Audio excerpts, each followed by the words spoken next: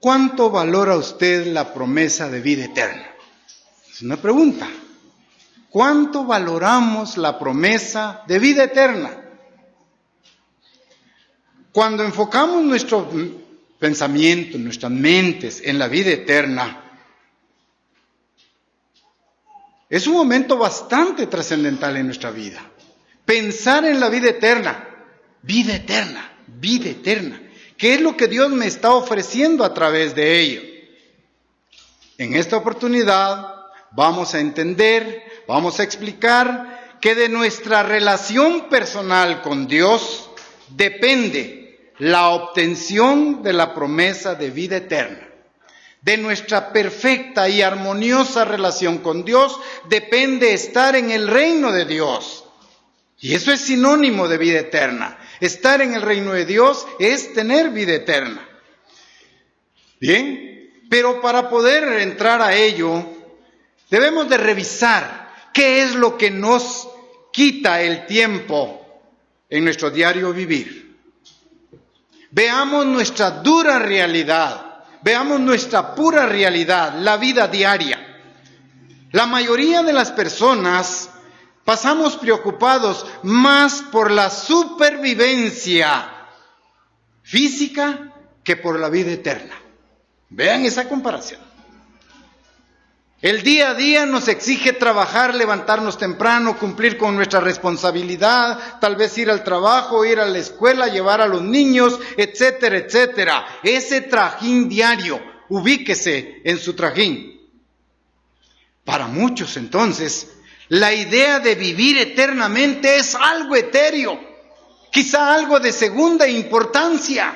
Es que lo que me urge es ganar el dinero para mis alimentos, obtener para la medicina en mi salud, tener para el uniforme de mis hijos, tener para comprar los zapatos, ¿sí? Los tenis, el pants. Esa exigencia del diario vivir nos saca de fondo, nos desubica en el pensamiento de vida eterna. Entonces mucha gente dice, ¿para qué molestarnos en pensar en la vida eterna? Si lo que necesito es vivir el día de hoy. No obstante, en algún momento de la vida, casi todos nos detenemos a preguntarnos, ¿cuál es el propósito de nuestra existencia? ¿Tiene sentido nuestra vida?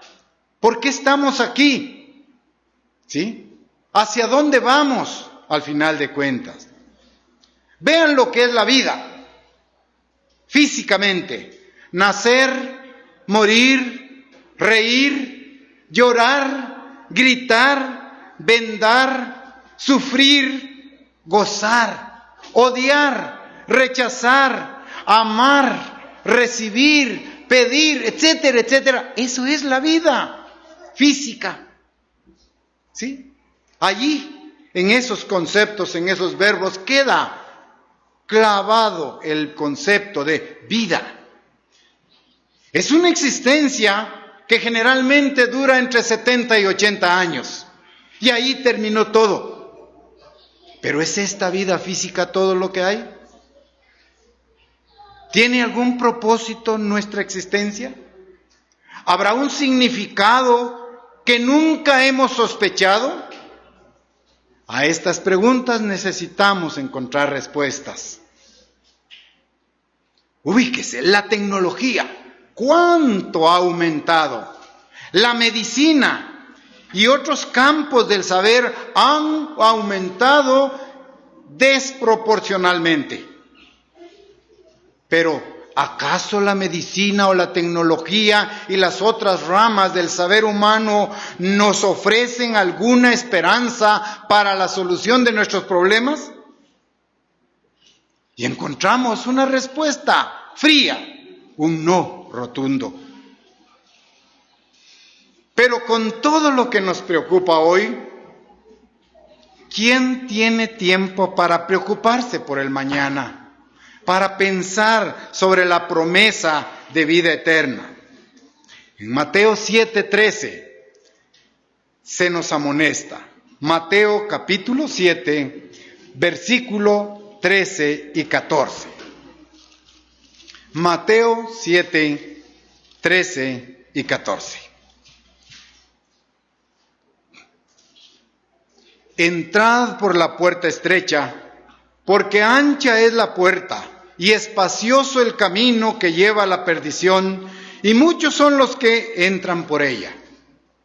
Porque estrecha es la puerta, angosto el camino que lleva a la vida, y pocos son los que la hallan.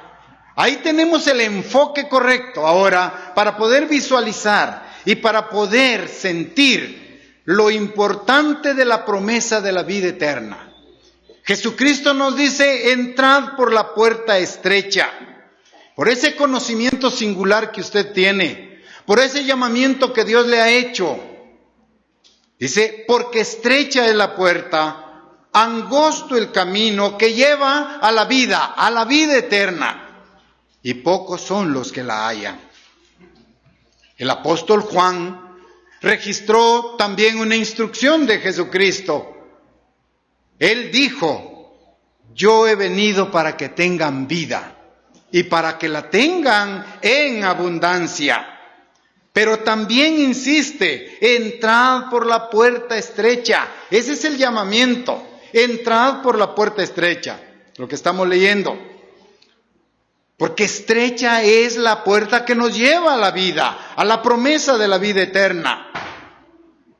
Bien, si ustedes se detienen a leer: entrad por la puerta estrecha, porque estrecha es la puerta, espacioso el camino que nos lleva ¿a dónde? A la perdición. Muchos son los que por ella entran. Pero dice: pero estrecha es la puerta, angosto el camino que lleva a la vida, y pocos son los que la hallan. Pongan atención en ese verbo último. Pocos son los que la hallan. Para hallar algo hay que buscarlo, ¿sí o no? Pocos son los que la hallan. Se nos dice que pocos la hallan, pero esos pocos han buscado esa opción. Para hallar algo hay que buscarlo, ¿sí? Por lo tanto, existen respuestas claras y directas sobre la vida eterna, qué es y cómo podemos obtenerla. ¿Cómo podemos obtenerla? Solo tenemos que buscarla. Pocos son los que la hallan. Entonces nuestro trabajo es, con el apoyo del Espíritu Santo, buscar la alternativa. Pregunto: ¿cree usted que hay varios caminos que nos llevan al reino de Dios? ¿Habrán varias autopistas que nos lleven al reino de Dios? ¿Autoriza la Biblia la variedad, la diversidad y el mercado de creencias y costumbres que tenemos en la actualidad? ¿Qué opina Dios al respecto? ¿Cuál es el camino estrecho? ¿Sí? ¿Cuál es el camino estrecho? Algunos seguramente creen que la idea de vivir eternamente es solo un sueño, es algo pasajero, algo sin valor. Pero vean qué dice el apóstol Juan. Juan capítulo 6, versículo 44. Juan 6, 44. Versículo 44 dice, Juan capítulo 6, versículo 44. Leo el versículo 44. Ninguno puede venir a mí si el Padre que me envió no le trajere, y yo le resucitaré en el día postrero. Entendemos en este versículo que hay un llamamiento de parte de Dios para conocer su verdad. Y Jesucristo expresa que ninguno puede venir a Él si no es voluntad de Dios el Padre. Si no, Dios el Padre hace llegar la invitación a cada una de las personas para conocerle un poco mejor. Vean entonces, venir a Dios es algo, es un acto, es un proceso iniciado por Dios, iniciado por Él mismo. Y a nosotros únicamente nos corresponde aceptar el llamamiento, aceptar la invitación o rechazarla. Dos acciones nada más. Debemos seguir el consejo del apóstol Pedro. Recuerden ustedes que en aquel día de Pentecostés el apóstol Pedro dio un sermón muy inspirado, registrado en Hechos. Y él le dijo a sus audientes ahí: arrepentíos y bautícese cada uno de vosotros en el nombre de Jesucristo para el perdón de vuestros pecados. Y vean entonces, esa idea de vida eterna es un proceso que se inicia con el llamamiento que Dios le hace a cada una de las personas. Dios llama, ¿sí? Jesucristo dijo: ninguno puede venir a mí si el Padre que me envió no le trajere. Ese es el llamamiento. Ahí tenemos la invitación. Y ya en el día de Pentecostés, el apóstol Pedro le dijo a la audiencia: arrepentíos y bautizaos para recibir el Espíritu Santo. Vean el camino estrecho.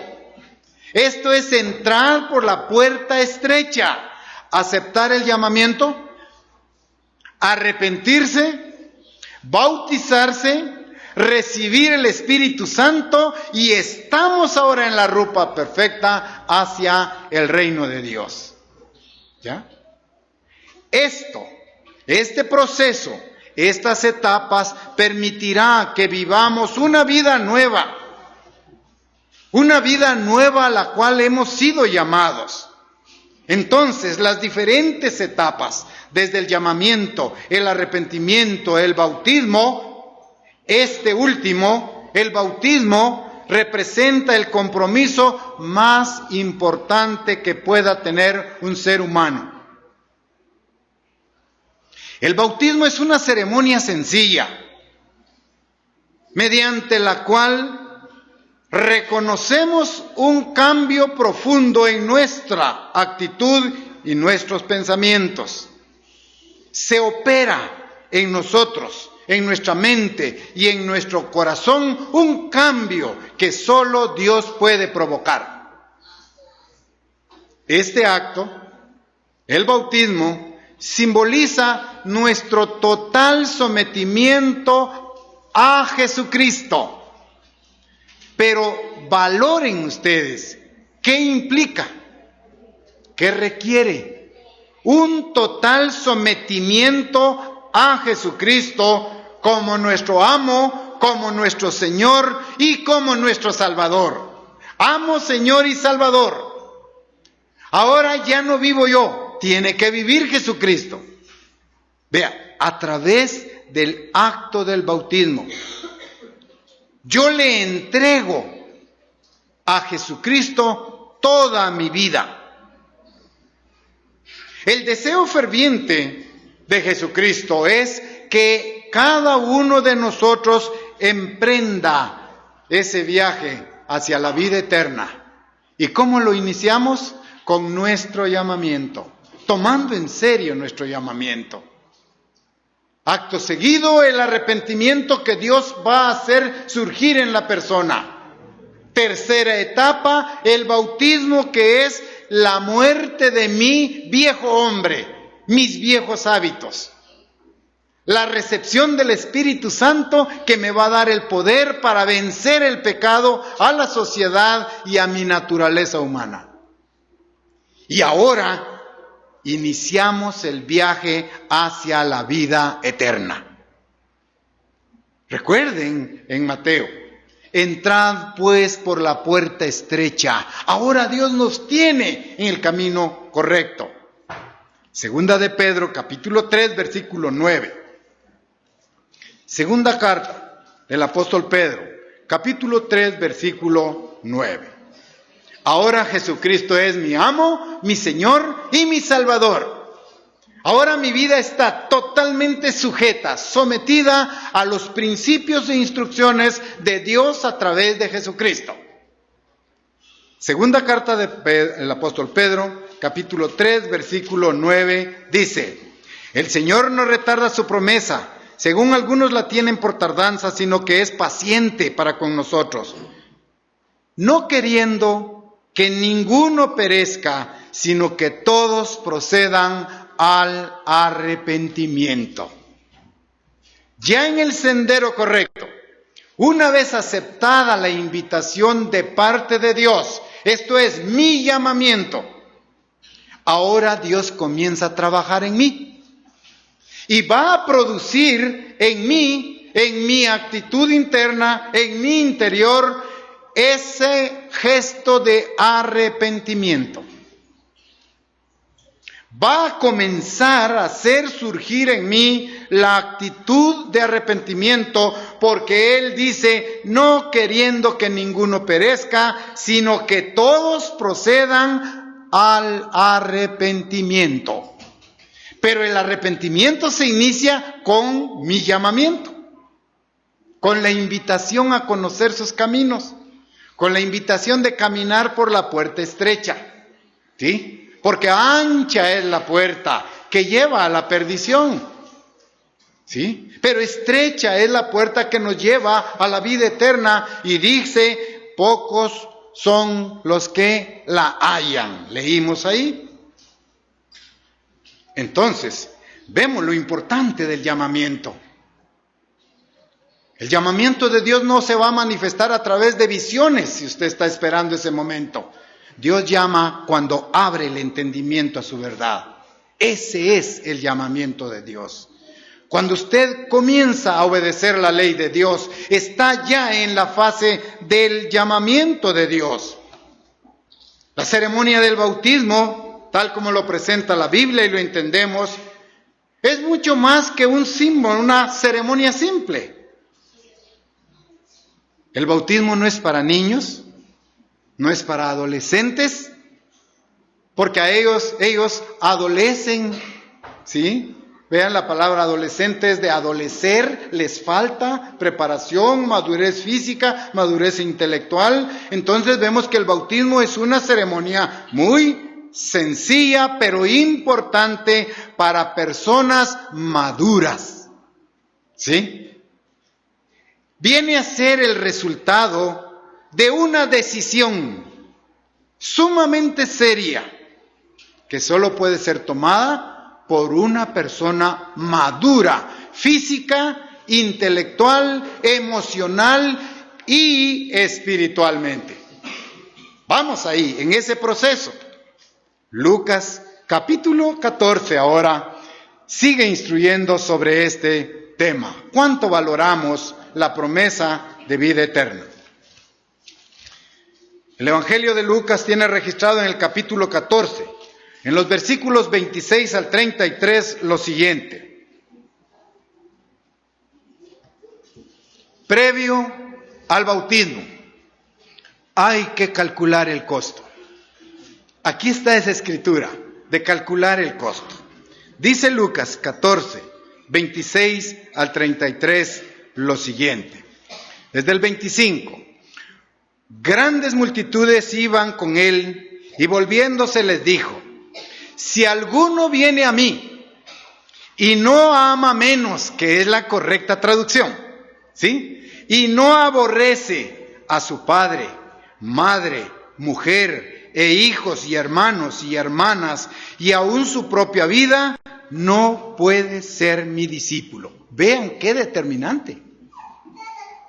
Si alguno no tiene como prioridad a Dios, a Jesucristo, sino que en su diario vivir tiene otras prioridades, quizá trabajo, estudios, familia, padre o madre, antes que Dios y Jesucristo, sencillamente no puede ser su discípulo. En el contexto traduce ahí, si alguno no ama menos a su padre, a su madre, a sus hijos, a sus hijas, a sus hermanos, y aún su propia vida, no puede ser mi discípulo. Ese es el costo por seguir a Jesucristo. Sigamos leyendo. Versículo 27. Y el que no lleva su cruz y viene en pos de mí, no puede ser mi discípulo. Porque, ¿quién de vosotros, queriendo edificar una torre, no se sienta primero y calcula los gastos, a ver si tiene lo que necesita para acabarla? No sea que después de que haya puesto el cimiento y no pueda acabarla, todos los que vean comiencen a hacer burla de él, diciendo: este hombre comenzó a edificar y no pudo acabar. O sea, no calcular el compromiso al cual nos vamos a enfrentar. El costo correcto.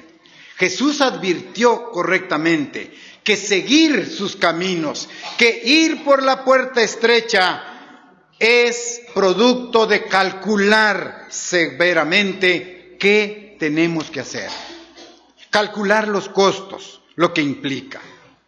Mateo 3, capítulo 1 y 2. Ahora, Mateo capítulo 3, 1 y 2.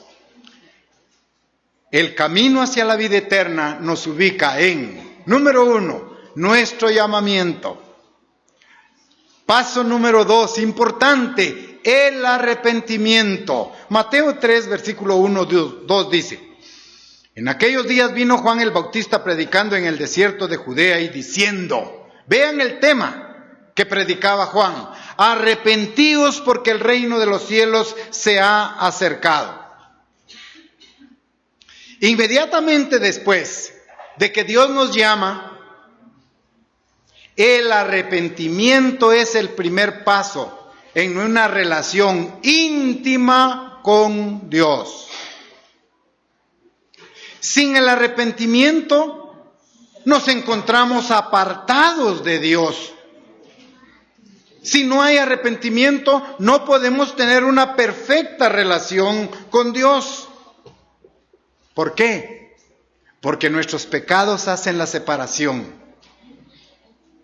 Los pecados levantan una barrera entre Dios y el ser humano. ¿Ya? Por eso el profeta Isaías menciona que he aquí no se ha cortado la mano del Eterno. ¿Se acuerdan de esa cita? Ni se ha agravado sus oídos para oír. Dice, pero vuestras iniquidades, vuestros pecados han hecho división entre vosotros y vuestro Dios. Si no hay arrepentimiento de mis pecados, no va a haber relación perfecta con Dios. Necesario es arrepentirme. Y ya leímos que Dios dice que Él no quiere que nadie se pierda, sino que todos procedan al arrepentimiento y se conviertan en hijos de Dios. Segunda de Pedro, una vez más, 3:9. Segunda de Pedro, 3:9.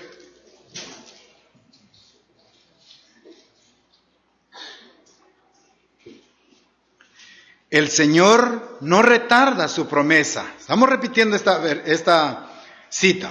Según algunos la tienen por tardanza, sino que es paciente para con nosotros, no queriendo que ninguno perezca, sino que todos procedan al arrepentimiento, porque antes ya ha habido un llamamiento. Ya hubo un llamamiento, ahora necesario es el arrepentimiento. ¿Qué necesitamos para que haya arrepentimiento? Para que suceda, para que surja esta fase. Dios, en su gran misericordia, empieza a guiarnos al arrepentimiento.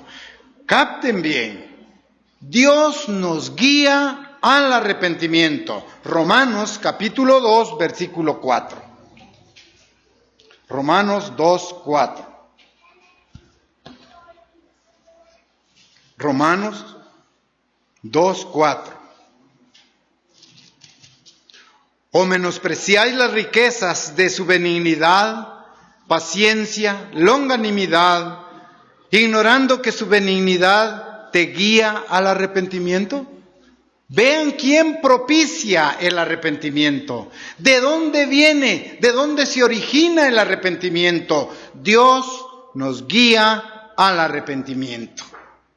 Bien, entonces, ¿en qué consiste? ¿Qué significa arrepentirse? Entre otras cosas, arrepentirse significa apartarse, Apartarse afligido de la antigua forma de vivir. Es parte del arrepentimiento.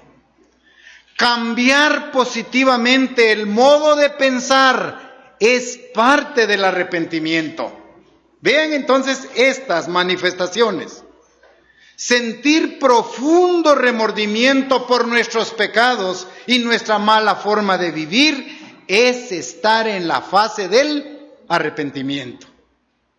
Entristecernos, reconociendo nuestro grado de culpabilidad por quebrantar la ley de Dios, es parte de nuestro arrepentimiento. Vean esas situaciones. Aceptar nuestra culpabilidad, aceptar que hemos fallado, que hemos quebrantado la ley de Dios, que hemos estado viviendo en una vida de pecado, es estar en la etapa del arrepentimiento. La Biblia define el arrepentimiento como un profundo reconocimiento de nuestros pecados. Cuando estamos en esa etapa, en ese momento crítico, cuando revisamos nuestra vida llena de pecados delante de Dios, estamos en el momento del arrepentimiento. Acuérdense ustedes que la tristeza del mundo es superficial, ¿sí? No provoca cambios definitivos, pero la tristeza de Dios, este arrepentimiento, ese remordimiento, esa culpabilidad, sí produce resultados positivos y nos van a llevar a tomar un compromiso de por vida. Esa fase nos lleva a transformar nuestro modo de pensar, nuestro modo de actuar. Entonces, la esencia del arrepentimiento se sintetiza en una palabra: cambio.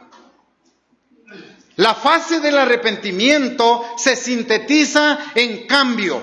Cambio en mi manera de vivir, cambio en mi manera de pensar, cambio en mi manera de relacionarme con mis semejantes. El arrepentimiento es una profunda sumisión a Dios y a Jesucristo. Pero escuchen bien, profunda sumisión a Dios y a Jesucristo. Ese es el arrepentimiento del corazón. Por lo tanto, cuando vemos que es aborrecer, es el grado de culpabilidad, es sentirnos tristes porque estamos quebrantando la ley de Dios, no hay otra cosa más que aceptar que el arrepentimiento es un milagro que Dios está obrando en mi vida. Es el más grande de los milagros que Dios puede operar en la persona, en el ser humano. ¿Quién puede provocar ese cambio? ¿Quién me puede hacer reconocer mi culpabilidad? Sí. Solo Dios, a través del milagro del arrepentimiento. Recuerden que leímos Juan 6:44. Ninguno puede venir a mí si el Padre que me envió no lo trajere, no provocare el arrepentimiento genuino de corazón, el deseo de cambiar, ya no vivir como vivía antes, cambiar mi modo de pensar, mis actitudes, mis acciones. Por lo tanto, es imposible que un ser humano pueda producir arrepentimiento. ¿Ya? Es un milagro que Dios opera en mi mente, en mi manera de vivir. Por lo tanto, entiendo que necesito la ayuda de Dios para comprender qué es el pecado. Dios tiene que concederme el arrepentimiento y la comprensión de qué es el pecado. Filipenses 2:13 lo aclara mucho más. Filipenses, capítulo 2, versículo 13.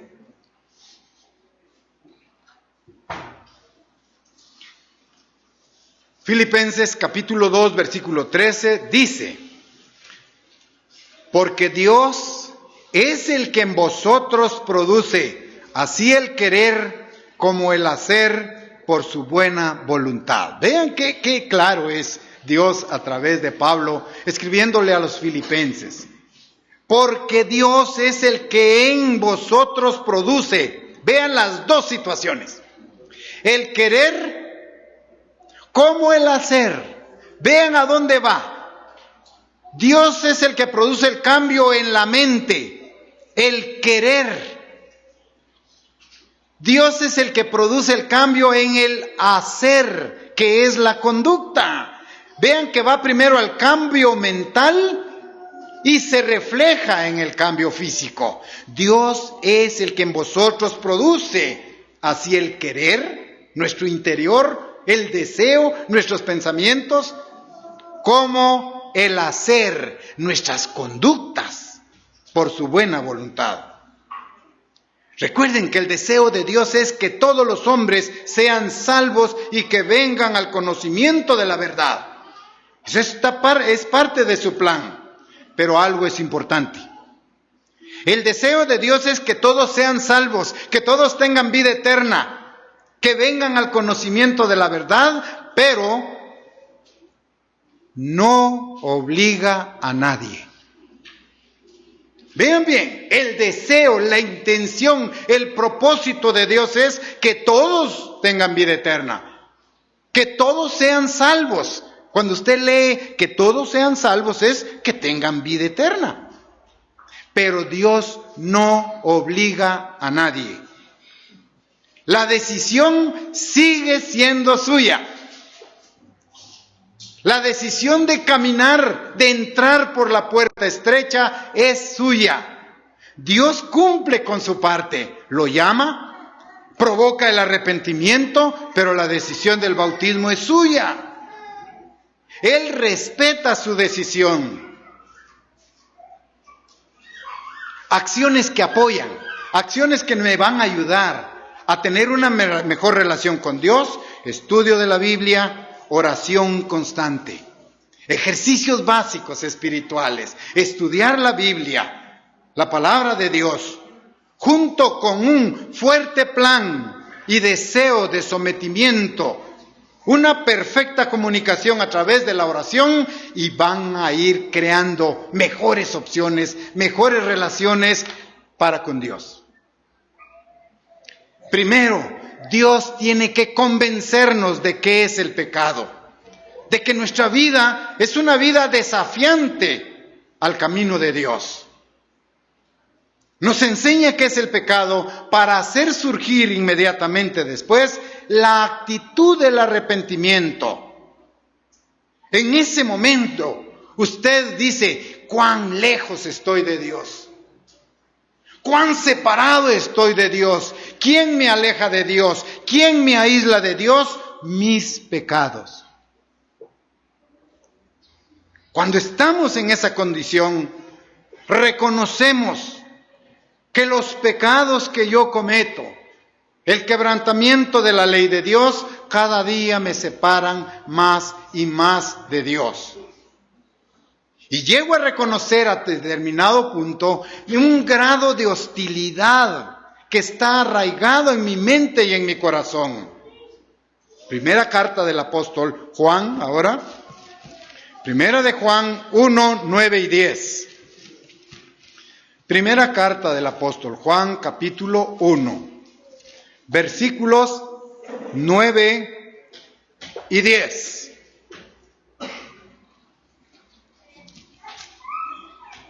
Vean qué tenemos que hacer.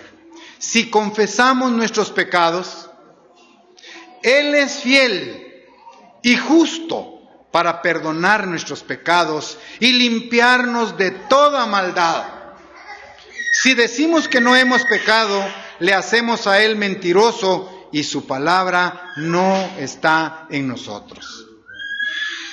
Reconocer el pecado dentro de nosotros constituye un gran avance, un gran adelanto, un adelanto significativo dentro del primer paso hacia la vida eterna.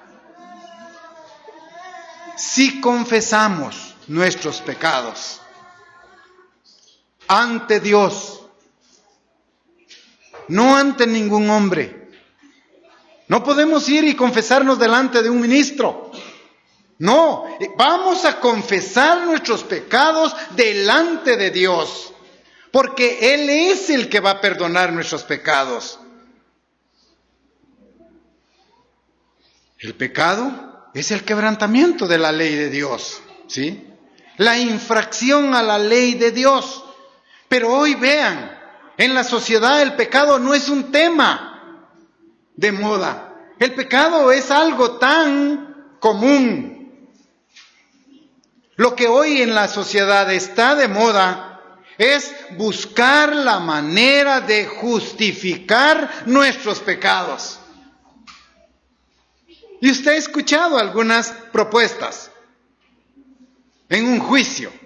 No se le puede condenar, no se le puede hacer responsables de sus acciones porque abusaron de él cuando era niño.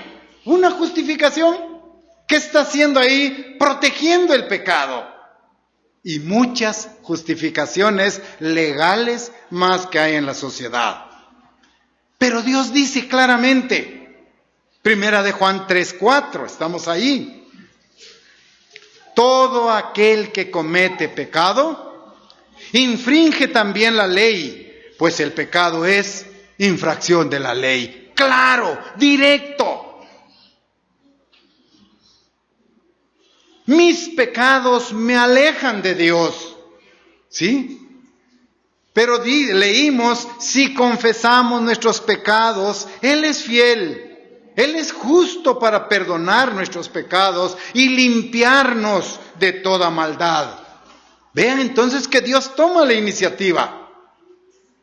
Dios va directamente, Él no escucha psicólogos, ¿sí? Justificar a la persona agresora con X o Y argumento. Pecado es pecado.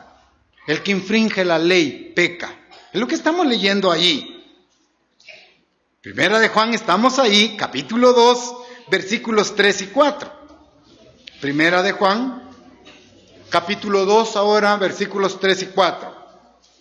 Y en esto sabemos que nosotros le conocemos.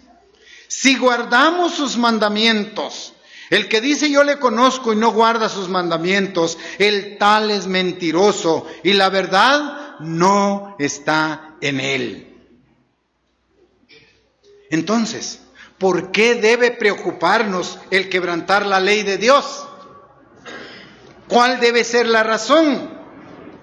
¿Por qué nos preocupa pecar? Una es la razón directa, porque está en juego nuestra vida eterna. ¿Se dan cuenta? ¿Por qué me preocupa el pecado? Porque estoy poniendo en riesgo la vida eterna. Y eso vale más que cualquier cosa. ¿Sí? Usted y yo, cada vez que fallamos delante de Dios, ponemos en riesgo la vida eterna, la promesa de la vida eterna. Cada pecado va a separarme de Dios, a limitarme el acceso a caminar por la puerta estrecha. Esa puerta estrecha es una vida de entrega y sumisión a obedecer la ley de Dios. Entonces vean que es bien complicado. No es sencillo. Estoy poniendo en riesgo mi vida eterna. Porque yo entiendo que Jesucristo dice que la paga del pecado es muerte. Si yo sigo viviendo una vida de pecado, la muerte esta va a ser eterna también. Porque la paga del pecado es muerte. Vean, es fácil para el ser humano reconocer pecados como adulterio. Fácil. Homicidio. Fácil de ubicar. Hurto, fácil para el ser humano de ubicarlo. Pero acuérdense, Jesucristo vino a amplificar, a engrandecer la ley. Y Jesucristo ahora dice, póngale atención a esto. Sus pensamientos, mis pensamientos, odio.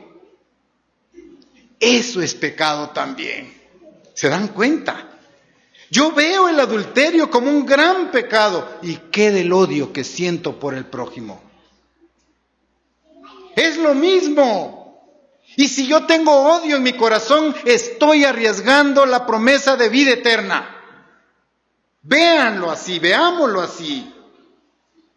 ¿Qué más hay en mi corazón? Rencor.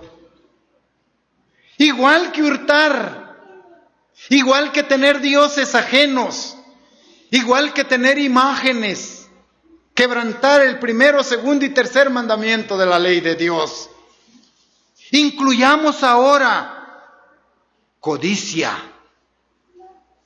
Estas son actitudes, estos son pensamientos que quebrantan la ley de Dios, igual que adulterio, fornicar, hurtar.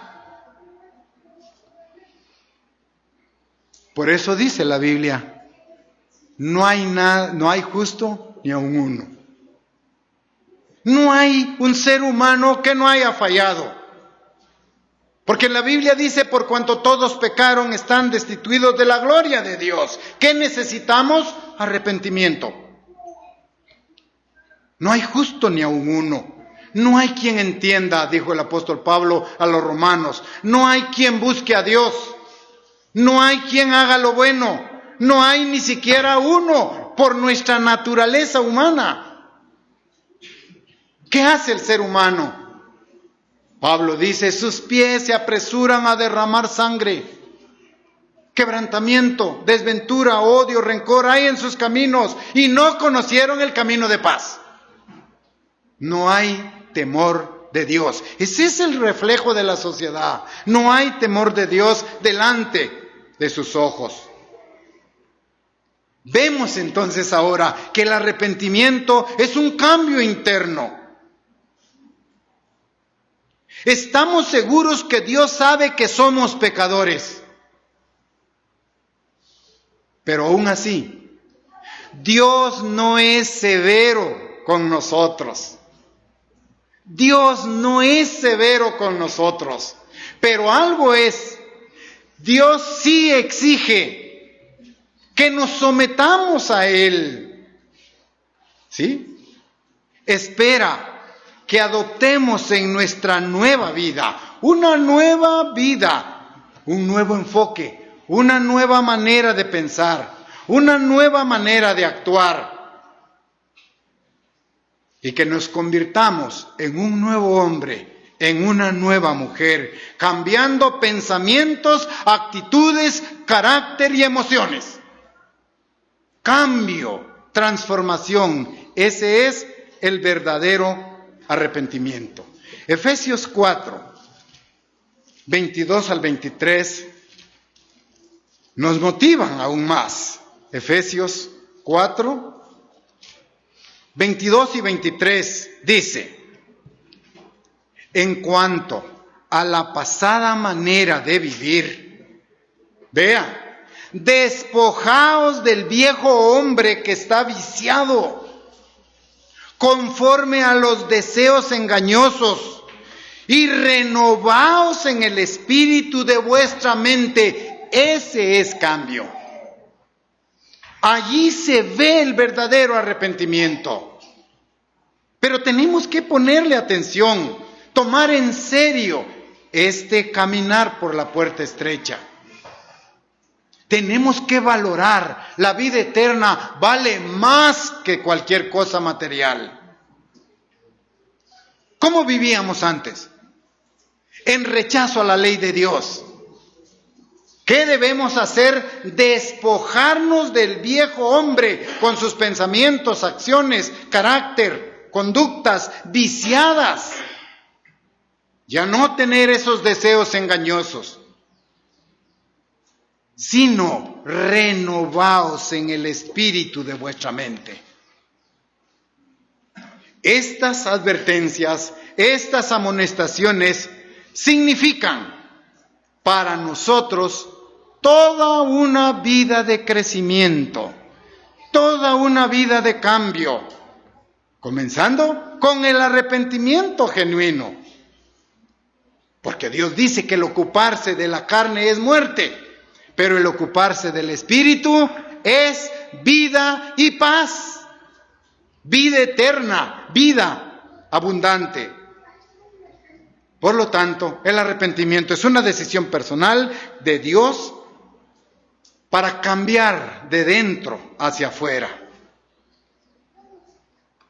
Por lo tanto, cuando tenemos esa actitud, tenemos que aprender a pensar como Dios piensa. Aprendamos a pensar como Dios piensa. Si Él inicia este proceso dentro de nosotros, lo inicia con nuestros pensamientos, con el buen comportamiento, entonces vendrá una consecuencia, una conducta ejemplar. El comportamiento justo que Dios acepta solo puede ser fruto de convicciones, de actitudes, de emociones y deseos justos que se apeguen a la ley de Dios. Ahora usted preguntará dentro de sí, ¿cómo puedo yo aprender a pensar como Dios? ¿Cómo? ¿Cómo podemos aprender a pensar como Dios piensa? ¿Cómo podemos cambiar nuestros pensamientos? Y la respuesta es, Dios nos revela su modo de pensar, sus normas, sus principios, su código de ética en la Biblia. Allí tiene usted el modo de pensar de Dios. Leyendo, estudiando la palabra de Dios, aprenderemos a pensar como Dios piensa. Esto es, apoyado con oración. Por lo tanto, se nos amonesta en Lucas 3:3. Lucas, capítulo 3, versículo 3.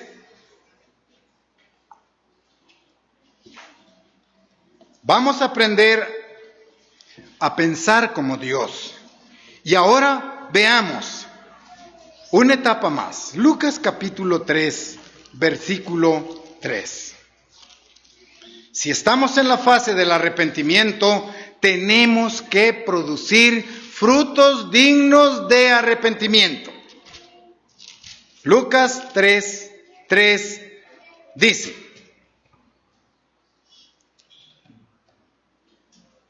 estamos en Lucas 3:3.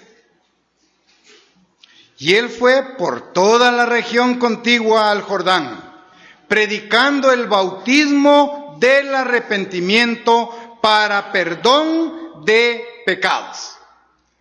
¿De quién habla este versículo? En el Nuevo Testamento, el término arrepentimiento, el tema del arrepentimiento fue tocado directamente por Juan el Bautista, porque acuérdense que él predicó antes que Jesucristo, y de él está hablando ahí. Fue por toda la región contigua al Jordán, ¿quién?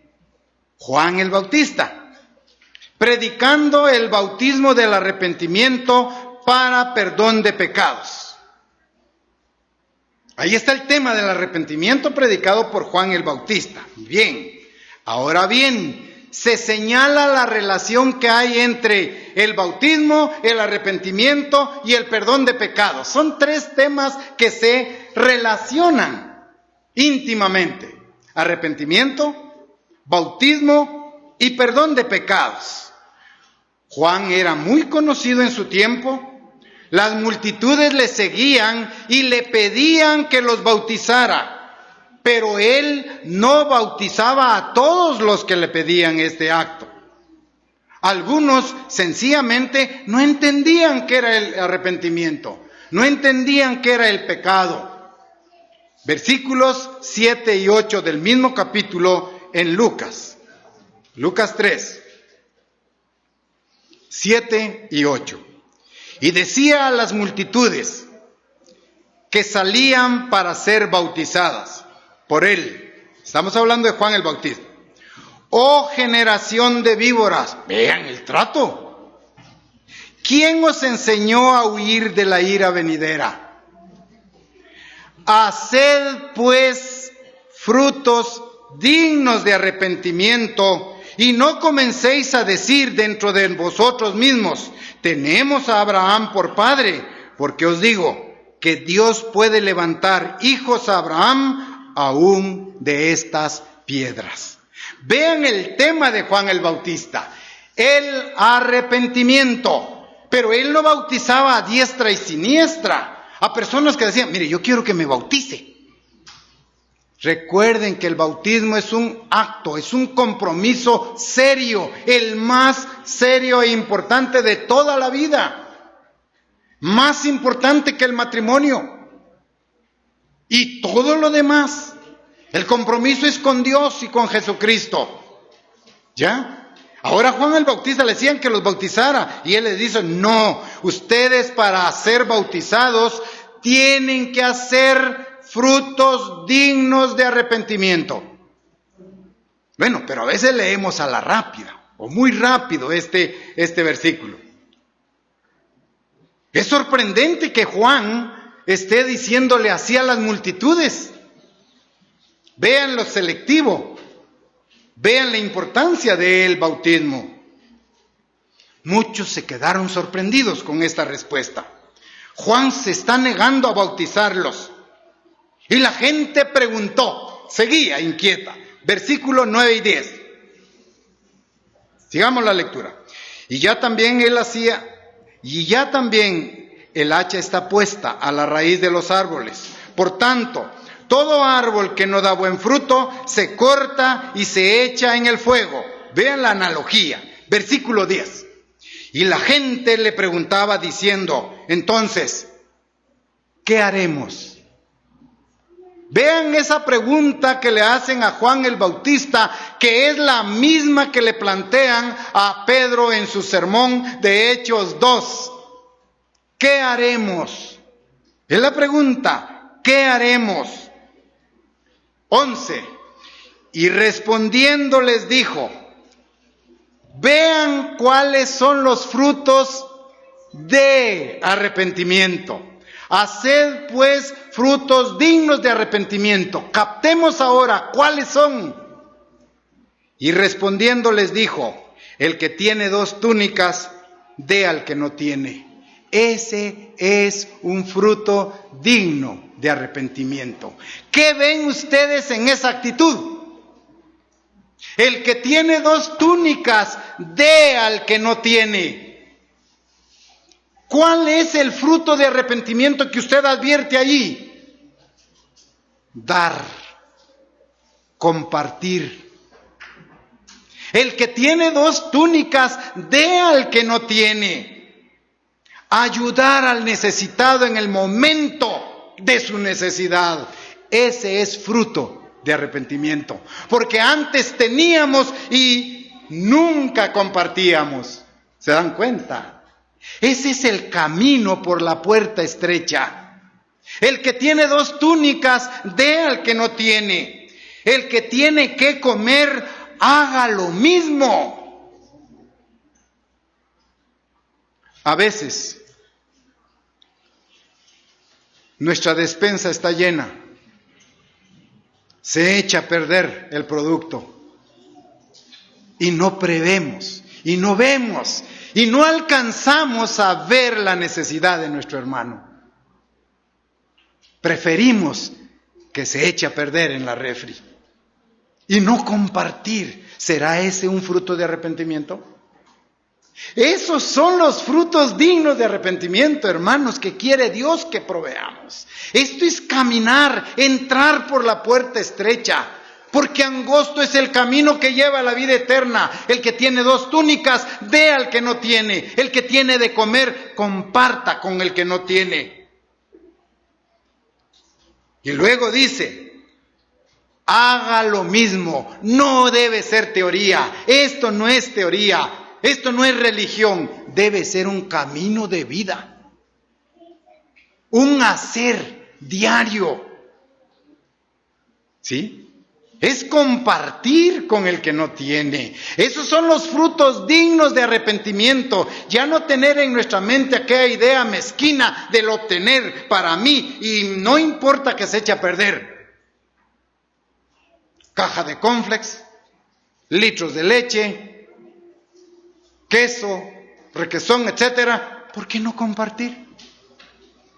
Bueno, estoy ubicándolos en la despensa. Pero no es solo eso. Si usted tiene recursos económicos, ¿por qué no compartir con el que puede comprar maíz, tortilla, frijol? Esos son los frutos que Dios quiere que proveamos. ¿Sí? Por lo tanto, haced pues frutos dignos de arrepentimiento. ¿Cuáles? Compartir. El que tiene 2 túnicas, dé al que no tiene una. ¿No le están diciendo 2? Dios no quiere que nos quedemos nosotros sin ropa. Él quiere que compartamos, que sigamos el camino del dar, ¿sí? Dar, compartir, servir, comprender, apoyar. Esos son los frutos dignos de arrepentimiento. Eso esperaba Juan de ellos. Pero la gente quería que los bautizara, pero no tenía frutos del arrepentimiento. ¿Ya? Por eso les digo, haced pues frutos dignos del arrepentimiento. Juan, o Dios a través de Juan, demostró que el verdadero arrepentimiento produce frutos,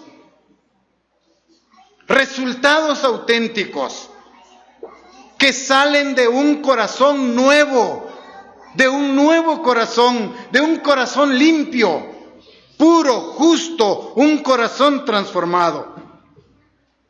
¿Se dan cuenta ustedes que Juan no está dando una definición?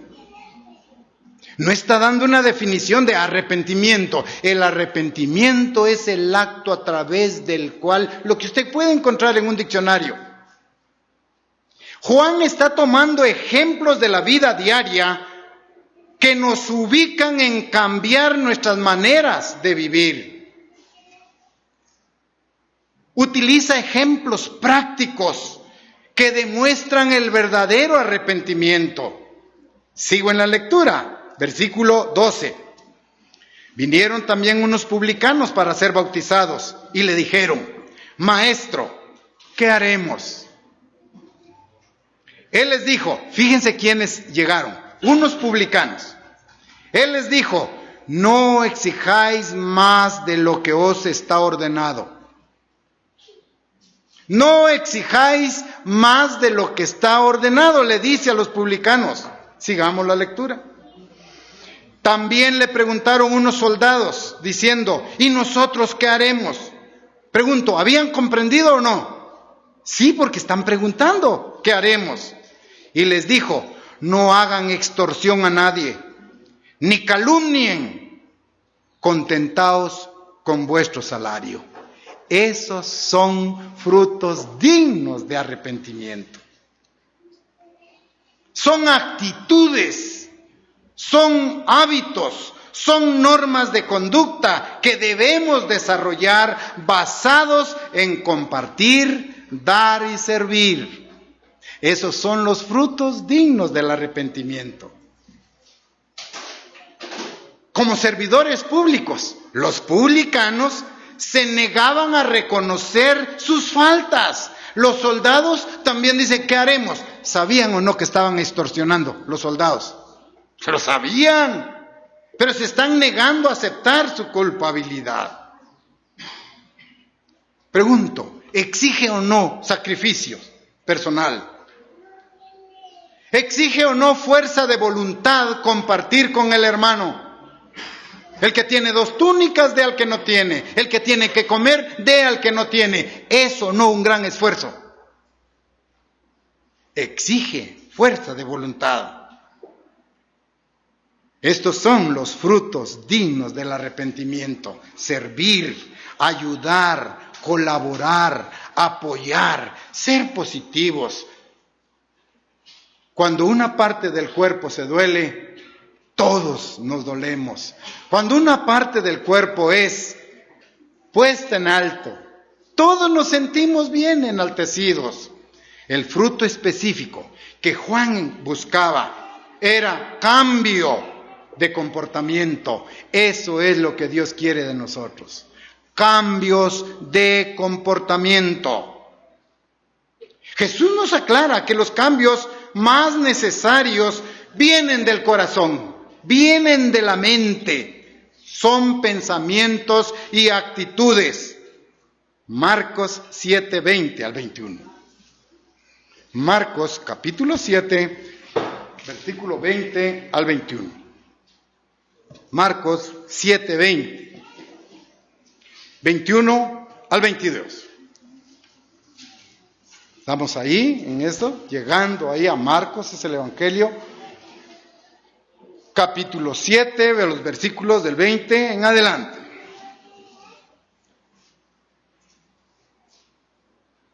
Pero decía que lo que del hombre sale, eso contamina al hombre. Ahí va el punto, el meollo, lo importante. Versículo 21. Porque de dentro del corazón de los hombres salen los malos pensamientos, los adulterios, las fornicaciones, los homicidios, los hurtos, las avaricias, las maldades, el engaño, la lascivia, la envidia, la maledicencia, la soberbia, la insensatez. Todas estas maldades de dentro salen y contaminan al hombre. Bien el enfoque correcto. Los cambios más necesarios vienen del corazón, porque de dentro del corazón salen todos los pecados, adulterio, fornicación, etc. Por lo tanto, el arrepentimiento es un milagro de Dios. Dios desea que nos arrepintamos y que adoptemos su manera de pensar. Sin embargo, este deseo de Dios para algunos es difícil. El cambio es difícil. Sin la ayuda de Dios. Es difícil. Es imposible cambiar sin la ayuda de Dios a través de su Santo Espíritu. Estamos en Marcos ahí, ahora en el capítulo 10, versículos 23 al 26. 10, 23 al 26. Entonces Jesús, mirando alrededor, dijo a sus discípulos: cuán difícilmente entrarán en el reino de Dios los que tienen riquezas. O sea, los que tienen ubicado como primer lugar sus bienes físicos antes que Dios. Cuán difícilmente, pero no está diciendo imposible. Cuán difícilmente será que entren en el reino de Dios, y esto es tener vida eterna. Los que tienen riquezas. Los discípulos se asombraron de sus palabras, pero Jesús respondiéndole volvió a decirles: hijos, cuán difícil es entrar en el reino de Dios a los que confían en las riquezas. Ahí está el punto. A los que confían en las riquezas, que ponen sus tesoros antes que a Dios. ¿Ya? Versículo 25. Más fácil es pasar un camello por el ojo de una aguja que entrar un rico en el reino de Dios. Un rico que tiene sus posesiones como prioridad uno, pero no un rico que comparte con sus hermanos. ¿De acuerdo? No alguien que comparte, que da, que sirve. No, está hablando de aquel que tiene la prioridad número uno en sus posesiones físicas. Versículo 26. Ellos se asombraban aún más diciendo entre sí: ¿quién pues podrá ser salvo? ¿Quién pues podrá heredar vida eterna? Es una reflexión profunda, profunda. Jesús le respondió, versículo 27. Entonces Jesús mirándolos dijo: para los hombres es imposible, mas para Dios no, porque todas las cosas son posibles para Dios. Eso es lo que nos motiva. Ese es el enfoque correcto. Todas las cosas son posibles para Dios, porque Dios es mi prioridad. Y todo lo demás viene por añadidura. Todo lo demás. ¿Es imposible humanamente? Sí, pero Dios abre mares. Dios destruye Jericós. Dios nos hace ganar victorias contra nuestros Goliat. Dios nos saca de las cuevas como Elías. Dios quiere que peleemos su batalla, porque Él es nuestro estandarte, Él es nuestro guía, Él es el capitán. Con este convencimiento es posible entrar por la puerta estrecha, porque angosto es el camino que nos lleva a la vida eterna, y pocos son los que la hallan. Pidámosle a Dios de corazón que haga surgir en nosotros ese genuino arrepentimiento. Entreguémosle a Dios nuestra vida total en sumisión y obediencia a sus leyes. Porque para el hombre todo es imposible, pero para Dios todo es posible. Por lo tanto, con esto en mente, vamos a valorar la promesa de vida eterna. Vamos a ubicar como prioridad número 1, el venid benditos de mi Padre, heredad la vida eterna, heredad el reino preparado para vosotros desde antes de la fundación del mundo. Por lo tanto, solo nos queda dedicarle nuestra vida a Dios, y es necesario pedirle en oración que Él cambie nuestro corazón, que Él desprograme nuestros pensamientos y que nosotros podamos producir frutos dignos de arrepentimiento. El que tiene 2 túnicas, dé al que no tiene. El que tiene de comer, dé al que no tiene. Y luego dice, haced esto. No debemos de mantenernos ahí, solo en teoría. Necesitamos cambiar. Esos serán los frutos dignos del arrepentimiento. Y entonces, ahora sí, podemos decir, todo lo puedo en Cristo, porque Él me fortalece.